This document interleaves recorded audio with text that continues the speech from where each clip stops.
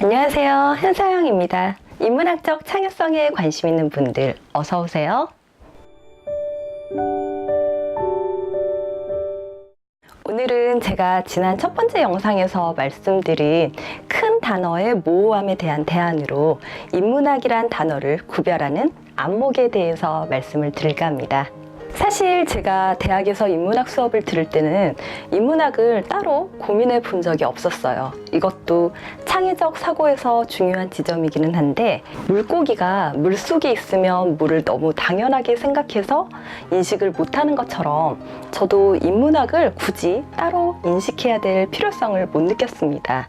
다만 조금 이따가 말씀드릴 텐데 전공이니까 확실히 다르구나 하는 지점은 있었거든요. 그거는 잠시 후에 공유해 드릴게요. 그러다가 인문학적 창의성이란 단어가 유행하면서 저 인문학적 창의성이 뭘까 하고 생각이 들면서 제 나름대로 이 단어를 구별하기 위해서 신경을 좀 써봤습니다. 제 공부 성향상 제가 어떤 단어를 두고 완벽하게 그 단어에 대해서 제 나름의 정의가 명확하게 서지 않으면 근원적인 갈증을 끊임없이 느끼거든요.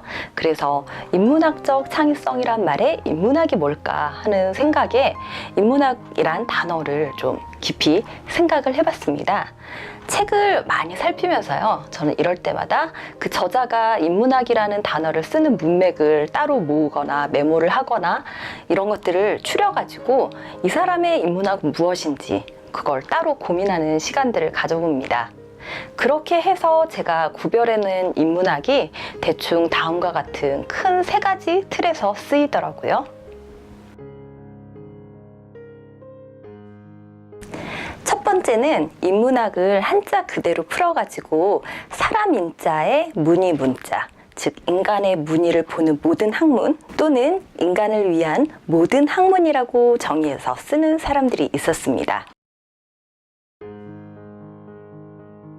두 번째는 인문교양 지식을 언급하면 그걸 인문학이라고 얘기를 하는 경우들을 봤는데요.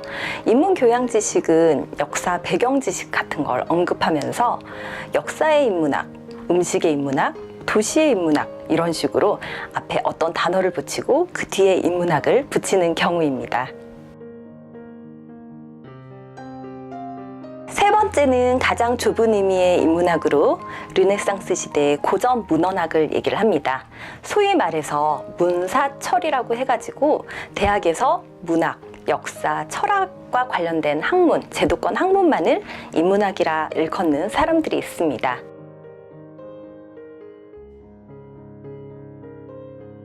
저는 여기서 이 중에서 어떤 것이 인문학의 정의로 맞다라는 말씀을 드리기보다는 상대방이 이 인문학이란 단어를 어떤 식으로 쓰고 있는가 분별하는 안목에 좀 더 주목하려고 합니다. 제가 끊임없이 공부한 이유는 통찰력과 보다 완전한 인식을 얻기 위함인데요. 이 통찰력의 전제 조건 중에 하나가 뒤섞여 있는 것들을 구별하는 안목이라고 생각합니다. 지금 우리가 말하는 이 인문학의 정의도 보면 분류의 기준이 일정하지 않고 두 가지가 섞여 있는 것을 살펴볼 수 있는데요. 그 두 가지는 바로 학문의 태도와 대상이 지금 섞여 있는 상태입니다. 아까 첫 번째 정의, 사람을 위하는 모든 학문은 인문학이다. 이런 정의를 이용을 하면 대상을 정하지 않고 그냥 학문의 태도만을 다루고 있는데요. 사실 모든 학문은 인간을 위할 수밖에 없죠. 인간의 관심에서 학문이라는 게 만들어지고 그 학문은 결국은 인간의 관점에서 좀 더 나은 삶에 쓰이기 위함입니다. 예를 들어 우주라든지 미생물이나 유전자를 다루는 학문이라 할지라도 사실 이 학문은 인간을 이롭게 하는 데 쓰려고 연구를 하고 그렇게 수많은 똑똑한 사람들이 힘들게 공부를 하겠죠. 다만 여기서 학문의 대상이 인간이 아니라는 거죠. 아까 말씀드린 두 번째와 세 번째 정의 같은 경우에는 학문의 대상은 언급을 했어요. 역사, 철학, 문학이라고. 하지만 이 학문을 어떤 식으로 대할 것인지 태도가 명확하지 않았습니다. 사실 어떤 학문을 정의할 때는요, 그 학문의 대상과 범주와 연구 방법을 언급해야 하는데요. 사실 여기서 우리가 지금 인문학이라는 제도권으로서의 학문을 정의하려는 것은 아니기 때문에 인문학적 창의성을 말할 때 제가 생각하는 인문학이 되는 지점의 태도를 말씀드리려고 합니다.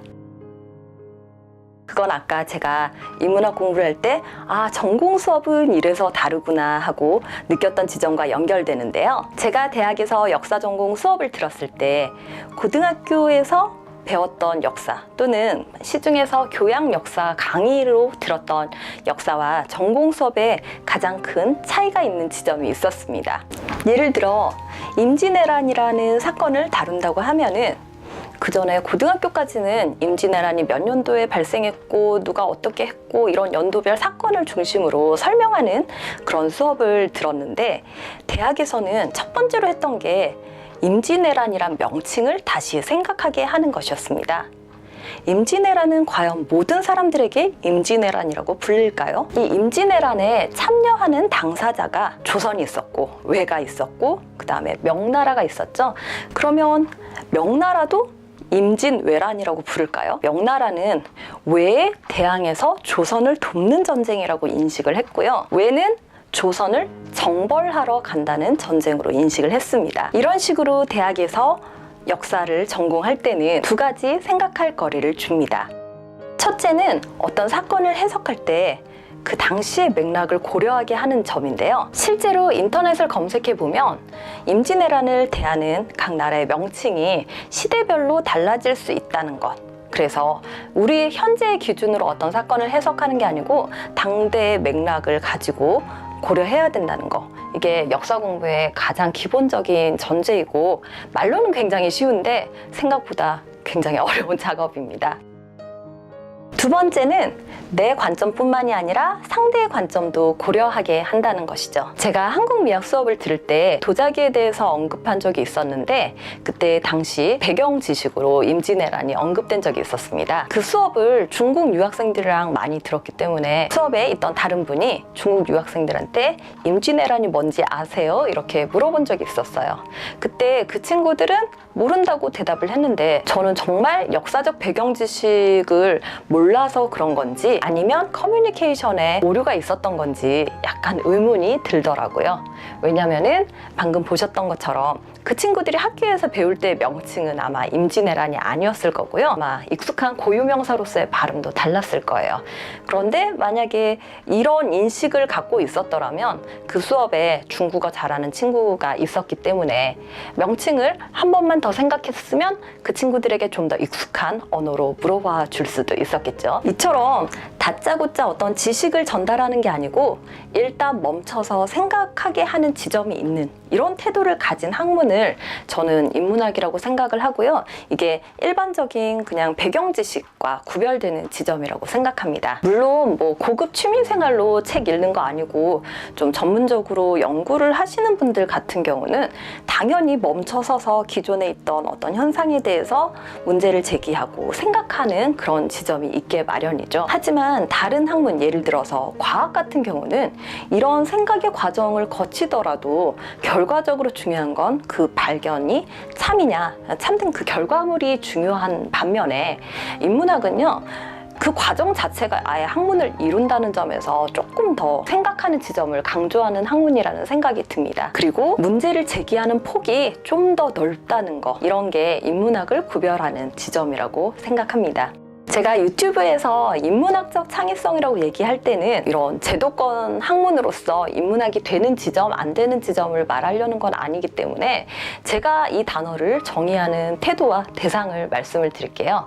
저는 무언가 멈춰서 생각하게 하는 지점이 있는 이 태도를 인문학적이라고 표현을 할 때도 있고, 대상으로서 문사철 안에 들어가는 그런 내용들을 언급해서 이 두 가지 중에서 한 가지만 만족해도 인문학적이라고 표현하게끔 대상과 태도를 섞어서 쓸 겁니다. 특히 인문학적 창의성이 있어서 태도가 훨씬 더 중요하다고 생각하는데요. 그래서 결과적으로 그러면 굳이 뭐 문사철이라고 하는 인문학적 대상이 필요 없는 것이 아닌가. 정말 궁극적으로 말하면 저는 굳이 그렇게 범주를 나눌 필요는 없다고 생각을 합니다. 다만 이런 태도가 모든 곳에 적용이 된다면 당연히 소위 말하는 인문학적 대상에서도 발견이 되겠죠. 그래서 전공하지 않으신 분들이 이 동네에서는 인문학적 태도를 어떻게 다루고 있는가 일일이 찾아보기에 시간이 정말 오래 걸리는 일들이기 때문에 다른 동네에서도 당연히 비슷한 태도를 갖고 있는데, 소위 말해서 문사철이라고 하는 인문학적 대상에서는 이런 태도들이 이렇게 나타난 걸 볼 수 있습니다 하고 좀 소개를 드리는 정도가 될 것 같아요. 오늘 영상에서 제가 말씀드린 인문학적이라는 정의가 맞다라고 말씀을 드리지는 못하겠어요. 하지만 오늘 영상을 계기로 어떤 사람이 인문학이라는 단어를 쓸 때 저 사람의 대상이 뭔지, 저 사람이 말하는 범위가 뭔지, 인문학의 태도가 뭔지 이런 걸 구별하는 안목을 기르시는데 참고가 되었으면 좋겠습니다. 감사합니다.